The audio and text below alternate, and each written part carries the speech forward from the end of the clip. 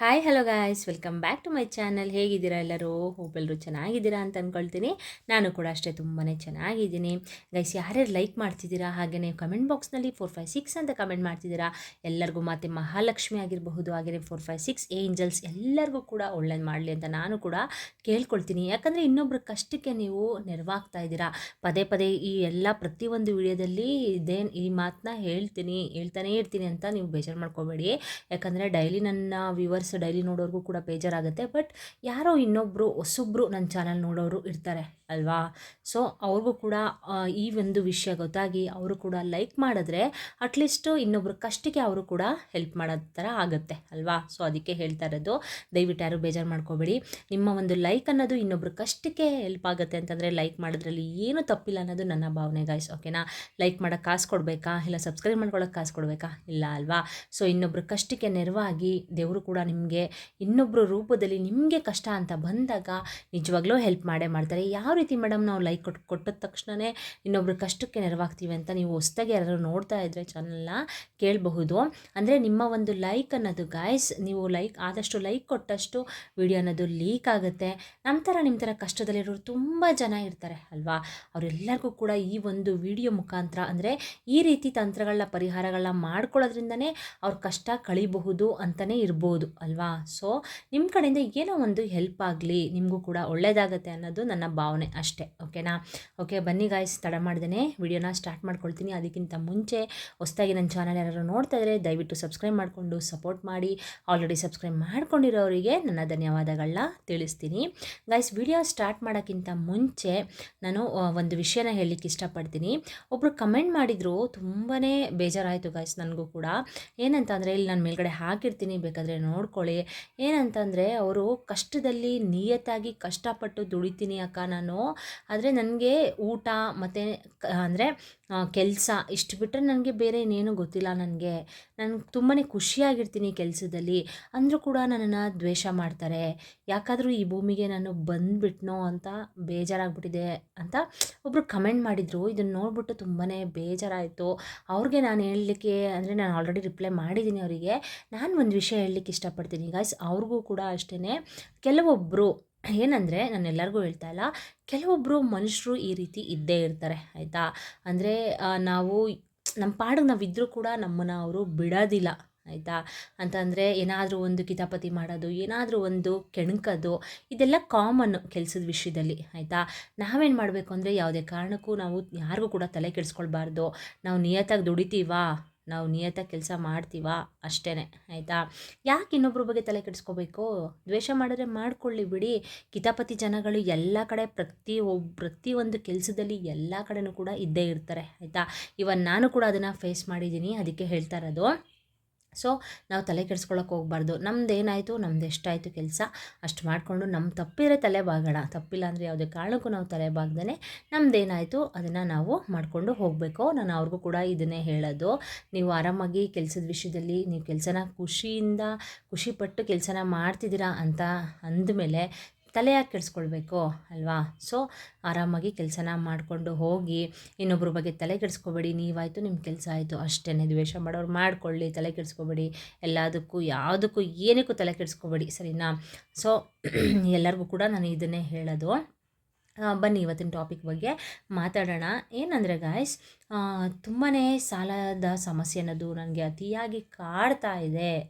ಜೀವನದಲ್ಲಿ ನಮಗೆ ನೆಮ್ಮದಿ ಅನ್ನೋದೇ ಇಲ್ಲ. ಅತಿಯಾಗಿ ಸಾಲನ ಮಾಡ್ಕೊಂಬಿಟ್ಟಿದ್ದೀನಿ ನಾನು. ಏನು ಮಾಡಬೇಕು ಅಂತ ನನಗೆ ದಾರಿನೇ ತೋಚ್ತಾ ಇಲ್ಲ ಅಂತ ಅನ್ನೋರು, ಈ ಒಂದು ಪ್ರಯೋಗ ಕೂಡ, ಈ ಒಂದು ಪರಿಹಾರ ಕೂಡ ನಿಮಗೆ 100% ವರ್ಕ್ ಮಾಡುತ್ತೆ ಗಾಯ್ಸ್. ಓಕೆನಾ? ಯಾಕಂದರೆ ನಾನು ಇದನ್ನು ಮಾಡ್ತಾ ಬರ್ತಾ ಇದ್ದೀನಿ, ನನಗೂ ಕೂಡ ಒಂದೊಳ್ಳೆ ಗುಡ್ ರಿಸಲ್ಟ್ ಅನ್ನೋದು ಸಿಕ್ಕಿದೆ. ಸೊ ಅದಕ್ಕೆ ಹೇಳ್ತಾ ಇರೋದು. ತುಂಬಾ ಸಾಲಗಳನ್ನ ಜಾಸ್ತಿ ಮಾಡ್ಕೊಂಡಿರ್ತೀರಾ. ಅಂದರೆ ಬೇಕು ಅಂತ ನೀವೇನು ಸಾಲ ಮಾಡೋದಿಲ್ಲ. ಯಾವುದಾದ್ರೂ ಏನಾದರೂ ಒಂದು ಸಮಸ್ಯೆ ಅನ್ನೋದು ಬಂದು ನಾವು ಇನ್ನೊಬ್ಬರ ಹತ್ರ ಕೈ ಚಾಚಬೇಕಾಗತ್ತೆ, ಸಾಲ ಮಾಡಬೇಕಾಗತ್ತೆ. ಇರುತ್ತೆ. ಆ ಸಾಲನ ತೀರ್ಸೋಕ್ಕಾಗದೆ ನಾವು ಒದ್ದಾಡ್ತಾ ಇರ್ತೀವಿ, ಸಾಲದ ಮೇಲೆ ಸಾಲ, ಸಾಲದ ಮೇಲೆ ಸಾಲ. ಈಗ ಬೆಳಗ್ಗೆಯಿಂದ ಸಂಜೆವರೆಗೂ ಕಷ್ಟಪಟ್ಟು ದುಡಿತೀರಾ ನೀವು ಅಲ್ವಾ, ಅಂದರೂ ಕೂಡ ನಿಮಗೆ ₹1 ನಿಲ್ತಾ ಇರೋದಿಲ್ಲ. ಏನಾದರೂ ಒಂದು ಸಮಸ್ಯೆ ಆಗಿ, ಏನಾದರೂ ಒಂದು ಪ್ರಾಬ್ಲಮ್ ಆಗಿ ಅಲ್ಲಿಗೆ ದುಡ್ಡನ್ನೋದು ಪೋಲಾಗ್ತಾ ಇರೋದು. ಸೇವಿಂಗ್ಸ್ನ ಮಾಡ್ಕೊಂಡಿರ್ತೀರ, ಆ ಸೇವಿಂಗ್ಸು ಕೂಡ ಅಷ್ಟೇ ಏನೋ ಒಂದು ಪ್ರಾಬ್ಲಮ್ ಆಗಿ ಅಲ್ಲಿಗೆ ಅದನ್ನು ಹಾಕುವಂಥದ್ದು. ಈ ರೀತಿ ಮನೆಯಲ್ಲಿ ₹1 ನಮಗೆ ಉಳಿತಾ ಇಲ್ಲ, ಯಾವುದಕ್ಕೂ ಕೂಡ ನಮಗೆ ನೆಮ್ಮದಿ ಅನ್ನೋದೇ ಇಲ್ಲ. ಮನೆಯಲ್ಲಿ ಗಂಡ ಹೆಂಡತಿ ಜಗಳ ಆಗ್ತಾಯಿದೆ, ಅಪ್ಪ ಮಕ್ಕಳು ಅಂದರೆ ಮಕ್ಕಳು ಅಮ್ಮ ಅಪ್ಪ ಅವ್ರಿಗೂ ಕೂಡ ಜಗಳ ಆಗ್ತಾಯಿದೆ, ನೆಮ್ಮದಿ ಇಲ್ಲ ಮನೆಯಲ್ಲಿ ಅನ್ನೋರು ಈ ಒಂದು ತಂತ್ರನ, ಈ ಒಂದು ಪರಿಹಾರನ ಮಾಡ್ಕೊಳ್ಳಿ. ನಿಜವಾಗ್ಲೂ ಇದು ಗುಡ್ ರಿಸಲ್ಟ್ನ ಕೊಟ್ಟೇ ಕೊಡುತ್ತೆ. ಓಕೆನಾ. ಸೊ ಅಂದರೆ ಏನು ಯೂಸಸ್ ಅಂತ ನಾನು ಆಲ್ರೆಡಿ ಹೇಳಿದೆ. ಈ ಒಂದು ತಂತ್ರನ ಮಾಡ್ಕೊಳ್ಳೋದ್ರಿಂದ ಹಣಕಾಸಿನ ಸಮಸ್ಯೆ ಅನ್ನೋದು ಬಗೆಹರಿಯುತ್ತೆ. ಓಕೆನಾ. ನನಗೆ ಹಣಕಾಸಿನ ಸಮಸ್ಯೆ ಏನೇನು ಯಾವ್ಯಾವ ರೀತಿ ತಂತ್ರಗಳು ಪರಿಹಾರಗಳು ಗೊತ್ತು ಗಾಯ್ಸ್, ಅದನ್ನು ನಾನು ನಿಮಗೆ ಶೇರ್ ಮಾಡ್ತಾ ಇರೋದು. ಓಕೆನಾ. ಆದಷ್ಟು ನೋಡಿ, ಸ್ಕಿಪ್ ಮಾಡಿಬಿಡಿ, ಎಂಡಿಂಗ್ವರೆಗೂ ನೋಡಿ.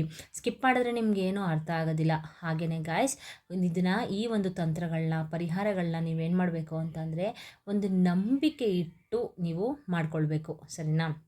ಸುಮ್ಮನೆ ಏನೋ ಒಂದು ಬೇಕಾಬಿಟ್ಟು ಇವ್ರು ಹೇಳಿದ ತಕ್ಷಣ ಆಗ್ಬಿಡುತ್ತಾ, ಈ ರೀತಿ ಒಂದು ಮನಸ್ಥಿತಿ ಮನೋಭಾವನೆನ ಇಟ್ಕೊಂಡು ನೀವು ಮಾಡಿದ್ರೆ ನಿಜವಾಗ್ಲೂ ಅದು ಸಕ್ಸಸ್ಫುಲ್ ಅಂತೂ ಆಗೋದೇ ಇಲ್ಲ. ಸರಿನಾ. ಯಾವುದೇ ಒಂದು ತಂತ್ರಗಳನ್ನ ಪರಿಹಾರನ ಮಾಡಬೇಕಾದ್ರೆ ನಮಗೆ ನಂಬಿಕೆ ಅನ್ನೋದು ತುಂಬಾ ಮುಖ್ಯ ಆಗಿರುತ್ತೆ. ನೀವು ಯಾವ ರೀತಿ ನಿಮ್ಮ ದೇವರನ್ನು ಅಂದರೆ ಈಗ ತುಂಬ ಜನ ಒಂದೊಂದು ದೇವ್ರನ್ನ ಇಷ್ಟಪಡ್ತೀರಾ ಅಲ್ವಾ, ಅದೇ ರೀತಿ ನಂಬಿಕೆನ ಇಟ್ಕೊಂಡಿರ್ತೀರ. ಅದೇ ರೀತಿ ನೀವು ಈ ತಂತ್ರಗಳನ್ನ ಪರಿಹಾರಗಳನ್ನ ನಿಮಗೆ ಇಷ್ಟಪಡುವಂಥ ದೇವ್ರುಗಳಾಗಿರಬಹುದು, ಹಾಗೆಯೇ 4, 5, 6 ಏಂಜಲ್ಸ್ ಆಗಿರಬಹುದು, ಮತ್ತು ಮಹಾಲಕ್ಷ್ಮಿ ಆಗಿರ್ಬೋದು. ನಿಮ್ಗೆ ಯಾವ ದೇವ್ರು ಇಷ್ಟ ಆ ದೇವ್ರನ್ನ ನೆನೆಸ್ಕೊಂಡು ಅದ್ರ ಜೊತೆಗೆ ಗಾಯ್ಸ್ ನೀವು ಯಾವುದೇ ಕಾರಣಕ್ಕೂ ನೀವು ಯಾವ ದೇವ್ರನ್ನಾದರೂ ಇಷ್ಟಪಡಿ, ಆದರೆ ನೀವು ನಿಮ್ಮ ಮನೆ ದೇವ್ರನ್ನ ಮಾತ್ರ ಮರಿಬಾರ್ದು. ಆಯಿತಾ.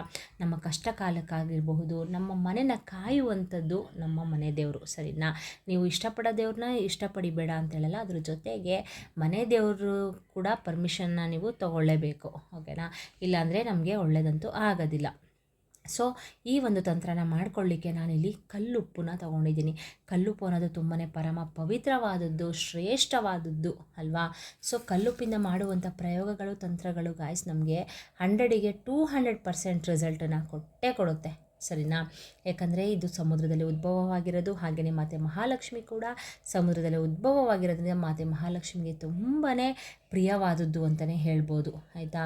ಸೊ ಹಾಗೆಯೇ ಇಲ್ಲಿ ನಾನು ಮಾತೆ ಮಹಾಲಕ್ಷ್ಮಿಗೆ ತುಂಬಾ ಇಷ್ಟವಾದಂತಹ ಅರಿಶಿನ ಕೂಡ ನಾನು ತೊಗೊಂಡಿದ್ದೀನಿ. ಅರಿಶಿನ ಅನ್ನೋದು ತುಂಬಾ ಒಂದು ಮಂಗಳಕರವಾದ ಒಂದು ವಸ್ತು. ಆಯಿತಾ. ನಮ್ಮ ಹಿಂದೂ ಸಂಪ್ರದಾಯದಲ್ಲಿ ಅರಿಶಿನ ಇಲ್ಲದೆ ನಾವು ಯಾವುದೇ ಒಂದು ಕಾರ್ಯಗಳನ್ನ ನಾವು ಮಾಡೋದಿಲ್ಲ ಅಲ್ವಾ. ಒಂದು ಮದುವೆಗಾಗಿರಬಹುದು, ಒಂದು ಪೂಜೆಗಾಗಿರಬಹುದು, ಯಾವುದೇ ಒಂದು ಕಾರ್ಯನ ನಾವು ಒಳ್ಳೆ ಕಾರ್ಯಗಳನ್ನ ಮಾಡ್ತಿದ್ದೀವಿ ಅಂತಂದಾಗ ನಾವು ಅರಿಶಿನ ಯೂಸ್ ಮಾಡ್ತೀವಿ. ಅಷ್ಟು ಒಂದು ಪ್ರಾಮುಖ್ಯತೆಯನ್ನು ನಾವು ನಮ್ಮ ಸಂಪ್ರದಾಯದಲ್ಲಿ ಕೊಡ್ತೀವಿ ಅಲ್ವಾ. ಸೊ ಇಲ್ಲಿ ಅರಿಶಿನ ತೊಗೊಂಡಿದ್ದೀನಿ. ಸೊ ತಡ ಮಾಡಿದೆ, ಬನ್ನಿ ಯಾವ ರೀತಿ ಮಾಡೋದು ಅಂತ ನಾನು ನಿಮಗೆ ತಿಳಿಸ್ಕೊಡ್ತೀನಿ. ಗಾಯ್ಸ್ ಇಲ್ಲಿ ನಾನು ಒಂದು ಗಾಜಿನ ಬೌಲ್ನ ತೊಗೊಂಡಿದ್ದೀನಿ. ಸರಿನಾ. ಇದಕ್ಕೆ ಬಂದು ಗಾಜಿನ ಬೌಲ್ ಆಗಿರಬಹುದು, ಇಲ್ಲಾಂತಂದರೆ ಮಣ್ಣಿಂದು ಒಂದು ಪ್ಲೇಟ್ ಬರುತ್ತಲ್ಲ ಅದಾಗಿರಬಹುದು, ಇಲ್ಲಾಂದರೆ ಮಣ್ಣಿಂದು ಮಡಕೆ ಬರುತ್ತಲ್ಲ ಅದನ್ನು ಕೂಡ ತೊಗೋಬೋದು, ಏನು ತೊಂದರೆ ಇಲ್ಲ. ಗಾಜನ್ನೇ ಯಾಕೆ ಜಾಸ್ತಿ ಯೂಸ್ ಮಾಡ್ತೀರಾ ಮೇಡಮ್ ಅಂತ ನೀವು ಅನ್ಕೋಬೋದು. ಯಾಕೆ ಇವ್ರು ಯಾವಾಗಲೂ ಗಾಜನ್ನೇ ಯೂಸ್ ಮಾಡ್ತಾರೆ ಅಂತ ಅಂದರೆ ಗಾಯ್ಸ್, ಗಾಜು ಅನ್ನೋದು ಒಂದು ನೆಗೆಟಿವ್ನ ಅಂತಂದರೆ ಒಂದು ನೆಗೆಟಿವ್ನ ಎಳ್ಕೊಳ್ಳೋ ಶಕ್ತಿ ಈ ಗಾಜಿನಲ್ಲಿ ಇದೆ. ಸರಿನಾ. ಸೊ ಅದಕ್ಕೆ ಅದು ಅಲ್ಲದೆ ಇದು ಬಂದು ರಾಹುಕಾರಕ. ಸೊ ಅದಕ್ಕೋಸ್ಕರ ನಾನು ಇಲ್ಲಿ ಗಾಜನ್ನು ಯೂಸ್ ಮಾಡ್ತೀನಿ. ಈ ಗಾಜಿನ ಬೌಲಿಗೆ ಗಾಯ್ಸ್ ನೀವು 3 ಇಡಿಯಷ್ಟು ಉಪ್ಪನ್ನ ನೀವು ಇದರೊಳಗಡೆ ಹಾಕ್ಕೊಳ್ಳಿ.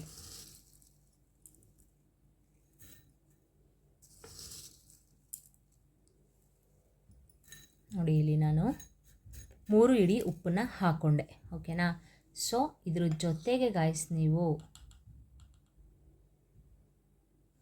ಇದ್ರ ಜೊತೆಗೆ ನೀವು 1 ಸ್ಪೂನಷ್ಟು ಅರಿಶಿಣನ ನೀವು ಹಾಕ್ಕೊಳ್ಬೇಕು ಇದ್ರ ಜೊತೆಗೆ. ಓಕೆನಾ. 1 ಸ್ಪೂನೇ ಹಾಕಬೇಕು, 1/2 ಸ್ಪೂನ್ ತೊಗೋಬೇಡಿ, 1 ಸ್ಪೂನ್ನೇ ತೊಗೊಳ್ಳಿ. ಹಾಗೆಯೇ 3 ಇಡಿಯಷ್ಟು ನಾನು ಕಲ್ಲುಪ್ಪನ್ನ ತೊಗೊಂಡಿದ್ದೀನಿ. ಯಾವುದೇ ಕಾರಣಕ್ಕೂ ನೀವು ಪುಡಿ ಉಪ್ಪನ್ನ ತೊಗೊಳ್ಬಾರ್ದು. ಯಾವುದೇ ಒಂದು ತಂತ್ರಕ್ಕಾಗಲಿ ಪ್ರಯೋಗಕ್ಕಾಗಲಿ ಗಾಯ್ಸ್ ಪುಡಿ ಉಪ್ಪನ್ನ ನಾವು ಯೂಸ್ ಮಾಡಬಾರ್ದು, ಕಲ್ಲುಪ್ಪನ್ನೇ ನಾವು ಯೂಸ್ ಮಾಡಬೇಕು. ಅದ್ರ ಜೊತೆಗೆ ಹೊಸ ಪ್ಯಾಕೆಟ್ ಅಂತಲೇ ತೊಗೊಂಡು ಬರಬೇಕು. ನೀವು ಒಂದು ತಂತ್ರ ಪ್ರಯೋಗನ ಮಾಡ್ಕೋಬೇಕಾದ್ರೆ ಹೊಸ ಪ್ಯಾಕೆಟ್ನೇ ಯೂಸ್ ಮಾಡಬೇಕು. ಮನೆಯಲ್ಲಿ ಯೂಸ್ ಮಾಡುವಂಥ ಈಗ ಅಡುಗೆಗೆಲ್ಲ ಯೂಸ್ ಮಾಡ್ತೀರಲ್ಲ ಅದನ್ನೆಲ್ಲ ತೊಗೊಳಕ್ಕೆ ಹೋಗಬೇಡಿ. ತಂತ್ರ ಪ್ರಯೋಗಗಳಿಗೆ ಅಂತಲೇ ನೀವು ಸಪ್ರೇಟಾಗಿ ಈ ರೀತಿ ಒಂದು ತೊಗೊಂಡು ಇಟ್ಕೊಂಬಿಡಿ ಸರಿನಾ. ಕಲ್ಲುಪ್ಪು ಪ್ಯಾಕೆಟ್ನ ತೊಗೊಂಡು ಇಟ್ಕೊಳ್ಳಿ. ಇದ್ರ ಜೊತೆಗೆ ಗಾಯ್ಸ್ ನಾನು ಇಲ್ಲಿ ನೋಡಿ ಒಂದು ಚಕ್ಕೆನ ತೊಗೊಂಡಿದ್ದೀನಿ ಸರಿನಾ. ಈ ಚಕ್ಕೆ ಅನ್ನೋದು ಮಸಾಲೆ ಐಟಮ್ ಅಂದರೆ ಮತ್ತು ಮಹಾಲಕ್ಷ್ಮಿಗೆ ತುಂಬಾ ಪ್ರಿಯವಾದದ್ದು ಸರಿನಾ. ಸೊ ಅದಕ್ಕೆ ಇಲ್ಲಿ ಒಂದೇ ಒಂದು ಚಕ್ಕೆನ ನಾನು ಇದ್ರ ಜೊತೆಗೆ ಸೇರಿಸ್ಕೊಳ್ತಾ ಇದ್ದೀನಿ. ಹಾಗೆಯೇ ಇದ್ರ ಜೊತೆಗೆ ಗಾಯ್ಸ್ ನಾನು ಒಂದು ಬಟ್ಟಲು ಅಡಿಕೆನ ನಾನು ಸೇರಿಸ್ಕೊಳ್ತಾ ಇದ್ದೀನಿ. ಯಾರೋ ಒಬ್ಬರು ಕಮೆಂಟ್ ಮಾಡಿದರು, ನೀವು ಅಡಿಕೆ ಏನೋ ತೋರಿಸಿದ್ರಲ್ಲ ಮೇಡಮ್ ಎಲ್ಲ ಐಟಮ್ಸ್ನು ಹೇಳಿಬಿಟ್ಟು ಅವರು ಈ ಅಡಿಕೆ ಅಂದರೆ ಇದೇನು ಅಂತಲೇ ಗೊತ್ತಾಗಿಲ್ಲ ಅವರಿಗೆ ಆಯಿತಾ. ಇದು ಬಂದು ಬಟ್ಲಡಿಕೆ. ಇದೆಲ್ಲ ನಿಮಗೆ ಈ ಪೂಜೆ ಸಾಮಾನುಗಳೆಲ್ಲ ಸಿಗುತ್ತೆ ನೋಡಿ, ಅಲ್ಲಿ ಸಿಗುತ್ತೆ ಸರಿನಾ. ನಾರ್ಮಲ್ ಅಂಗಡಿಗಳಲ್ಲೂ ಸಿಗುತ್ತೆ, ಕೇಳಿ. ಈ ಬಟ್ಲಡಿಕೆನ ತೊಗೊಳ್ಳಿ. ಮತ್ತು ಮಹಾಲಕ್ಷ್ಮಿಗೆ ತುಂಬಾ ಪ್ರಿಯವಾದದ್ದು ಈ ಬಟ್ಲಡಿಕೆ.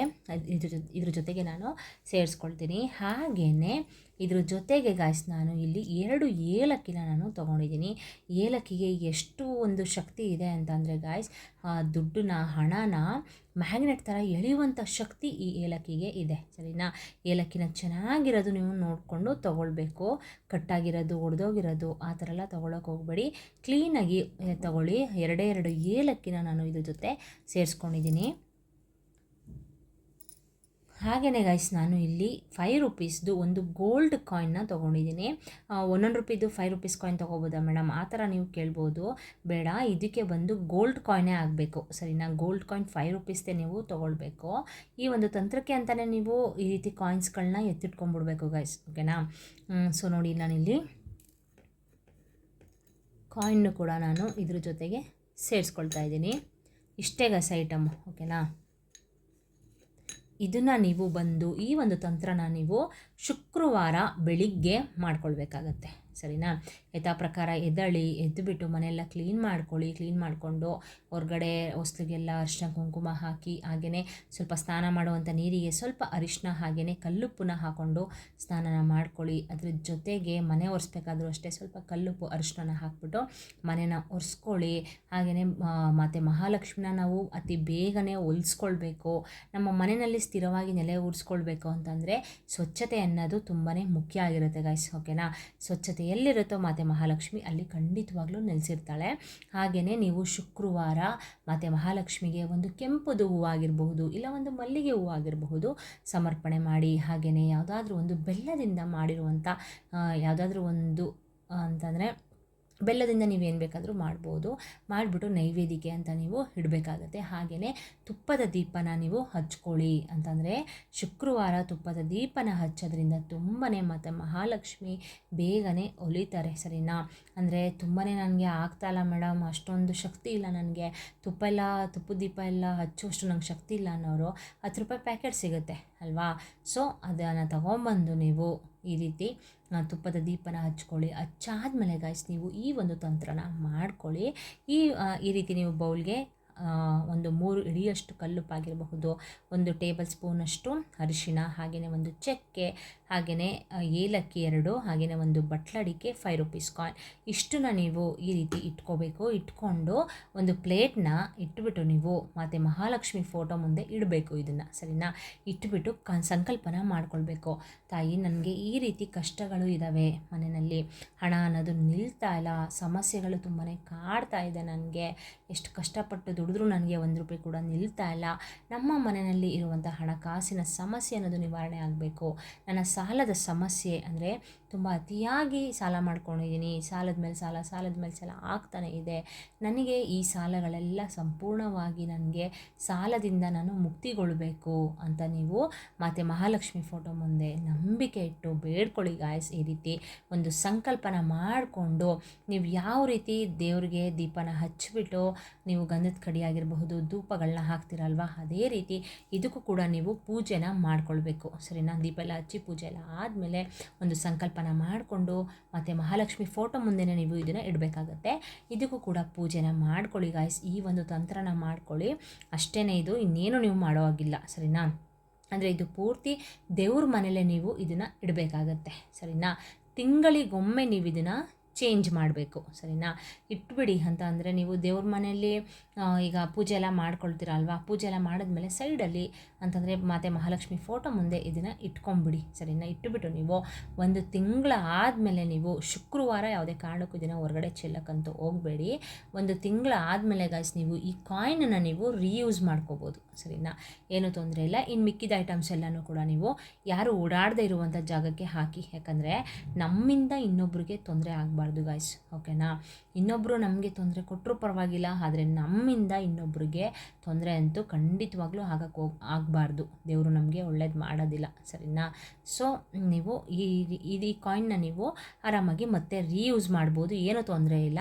ಇಲ್ಲ ಅಂತಂದರೆ ನೀವು ಇಲ್ಲ ಮೇಡಮ್ ಹೊಸ ಕಾಯಿನೇ ಇಡ್ತೀವಿ ಅಂತ ಅನ್ನೋರು ಇದನ್ನು ನಿಮ್ಮ ಕ್ಯಾಶ್ ಬಾಕ್ಸಲ್ಲಿ ನೀವು ಇಟ್ಕೊಳ್ಬಹುದು, ಏನೂ ತೊಂದರೆ ಇಲ್ಲ ಸರಿನಾ.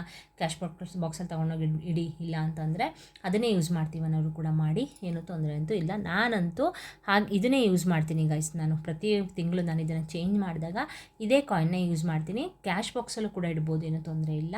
ನಿಮ್ಮ ಇಷ್ಟ, ನಿಮ್ಗೆ ಯಾವ ರೀತಿ ಕಂಫರ್ಟಬಲ್ ಅಂತ ಅನಿಸುತ್ತೋ ಆ ರೀತಿ ನೀವು ಮಾಡ್ಕೊಳ್ಳಿ ಸರಿನಾ.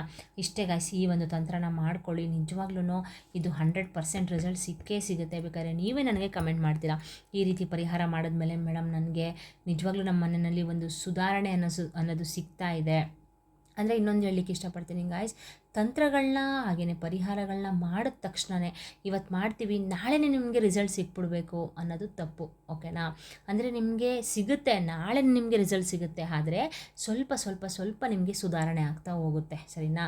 ಈಗ ಒಂದೇ ಸಲ ನನಗೆಲ್ಲ ಸಿಕ್ಬಿಡ್ಬೇಕು ಅಂತಂದರೆ ಸಿಕ್ಬಿಡುತ್ತಾ? ಇಲ್ಲ ಅಲ್ವಾ. ಸೊ ಒಂದು ನಂಬಿಕೆ ಇಟ್ಟು ಮಾಡ್ಕೊಳ್ಳಿ. ನೀವು ಮಾಡಿದ ತಂತ್ರಗಳನ್ನ ಮಾಡಿದ್ರು ನಾಳೆಗೆ ನಿಮಗೆ ಸ್ವಲ್ಪ ಹಣಕಾಸಿನ ಸಮಸ್ಯೆ ಅನ್ನೋದು ನಿಮಗೆ ನಿವಾರಣೆ ಆಗ್ತಾ ಹೋಗುತ್ತೆ. ನಾನಾ ಮೂಲೆಗಳಿಂದ ನಿಮಗೆ ದುಡ್ಡನ್ನು ಹೊಂದುತ್ತೆ ಮನೆಯಲ್ಲಿ, ಓಕೆನಾ. ಈ ಏಲಕ್ಕಿ ಇದೆ ನೋಡಿ, ಇದು ಒಂದು ಮ್ಯಾಗ್ನೆಟ್ ಥರ ಸೆಳೆಯುವಂಥ ಶಕ್ತಿ ಈ ಏಲಕ್ಕಿಗೆ ಇದೆ. ಅಂದರೆ ಹಣನ ಮ್ಯಾಗ್ನೆಟ್ ಥರ ಸೆಳೆಯುವಂಥ ಶಕ್ತಿ ಇದೆ. ಸೊ ಅದಕ್ಕೇ ನಿಮ್ಗೆ ಏನಂತಂದರೆ ಮನೆಯಲ್ಲಿ ಒಂದು ಧನ ಪ್ರಾಪ್ತಿ ಆಗುತ್ತೆ, ಧನಾಗಮನ ಆಗುತ್ತೆ. ಯಾವುದೇ ನಾನು ಪದೇ ಹೇಳ್ತೀನಿ ಅಂತ ಬೇಜಾರು ಮಾಡ್ಕೋಬೇಡಿ, ನಂಬಿಕೆ ಇಟ್ಟು ಮಾಡ್ಕೊಳ್ಳಿ, ನಿಜವಾಗ್ಲೂ ಒಳ್ಳೆಯದಂತೂ ಹಾಗೆ ಆಗುತ್ತೆ, ಓಕೆನಾ.